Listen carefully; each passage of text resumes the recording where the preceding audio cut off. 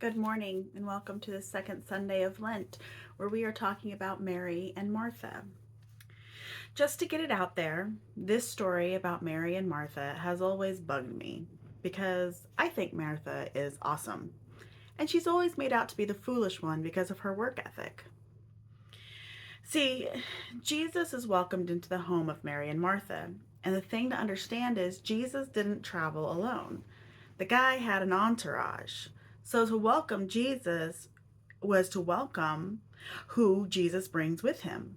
And to extend hospitality to that many people takes a lot of work. That was Martha's ministry. And Martha becomes understandably overwhelmed by her tasks and tries to get Jesus to talk her sister Mary into helping her, since Mary, up until this point, has only been sitting at Jesus' feet listening. Jesus tells Martha that Mary has chosen the better part and it will not be taken away from her.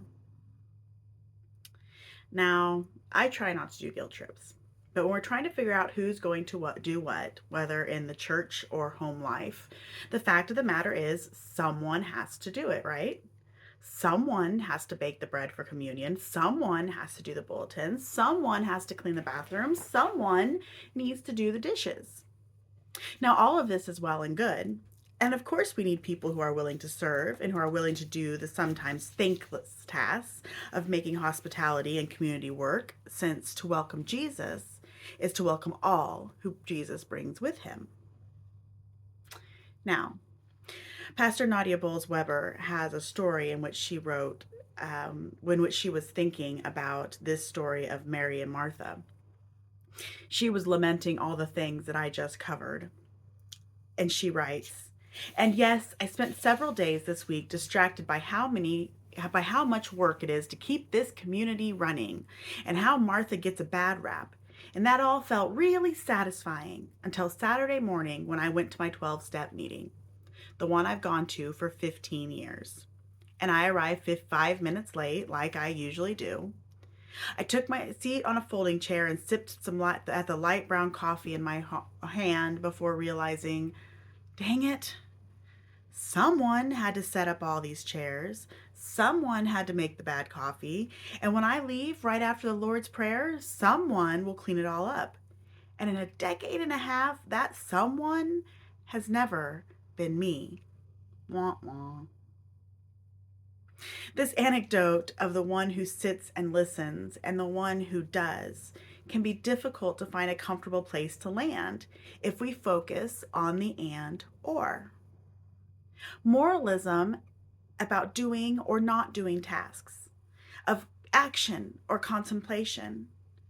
But as we talked about last week, we don't live in the and or. We live in the in between. Honestly, there is merit in action and there is merit in contemplation. And I don't really think that was Jesus' point. When Jesus said to her, "Martha, you are distracted by many things. Mary has chosen the better part, and it will not be taken away," I wonder if he meant not that we are distracted by work itself, but that we are distracted from the better part when we judge the actions or inactions of others through the lens of our own personality. Here's a small example.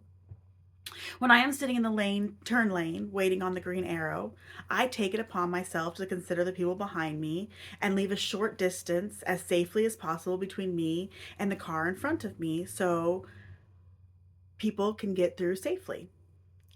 Inevitably, when someone leisurely leaves 4 car lengths between them and the car turning in front of them, only allowing 2 cars to get through instead of to a green arrow instead of 6, I assume they are not a team player, only out for themselves, and either just selfish or lazy. And wow, that is a lot of judgment on the personhood of someone based solely on how quickly they turn on the green. But we do that. This thing we do where we judge the actions of others based on how we ourselves move through the world. And that is a distraction from the main thing. If the reason you help set up chairs is because you value community and are grateful to have others set up chairs for you, that does not mean that those who don't set up chairs do so because they don't value community or because they are ungrateful to others. And the more we live our lives in these kinds of judgments about the actions of others, the more distracted we are from the better part, from the main thing, which will not be taken from us. When we think the main thing is who does what and why, when you think the main thing is whatever you get out of this, or the main thing is that your friends are here, it all is just busyness and distraction, and all of it will eventually be taken away. The main thing, the thing that will not be taken away, and that we, myself included, so easily forget, is our sacred story. It's a simple story, really, even as it is unfathomable in its beauty. So here it is again, since I too often forget. Here is a God who created us all and all that is. This same God spoke through the prophets and poets, claimed a people to be God's own, and freed them from the shackles of slavery.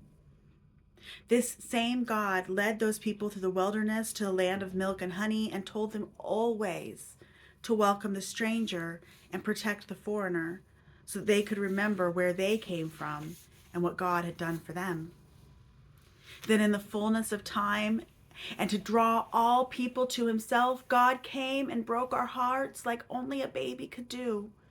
It made God's home in the womb of a fierce young woman, as though God was saying, from now on, this is how I want to be known. And as Jesus, God kissed lepers, befriended sex workers, and baffled authority. Jesus ate with all the wrong people, and on the night before he died, held up bread and told us to do the same thing. And he promised to us so much, that he would be with us, that forgiveness is real, that we are God's, that people matter, and that grilled fish makes an awesome breakfast. And from the tree on which Jesus hung, he pronounced judgment on us all. Forgive them, Father, for they know not what they are doing. We never do, really. We never seem to know what we are doing, and sometimes we think the Bible is going to solve that for us. That a story like Jesus' visit with Mary and Martha is going to give us a clear moral lesson so we can know what we are doing. And then we think we've got it down. And then we begin to judge the actions of others. And the moment we do this, we've once again lost the plot. So maybe choosing the better part isn't about choosing between action and contemplation. Maybe it isn't about working or sitting at Jesus' feet, since Christian life has always been a combination of the two. Maybe choosing the better part is not judging the actions of others through the lens of your own personality. Because when we do so, it is just a distraction from the main thing. And this story around which we gather, this main thing, can never be taken away, because it is always forming who we are.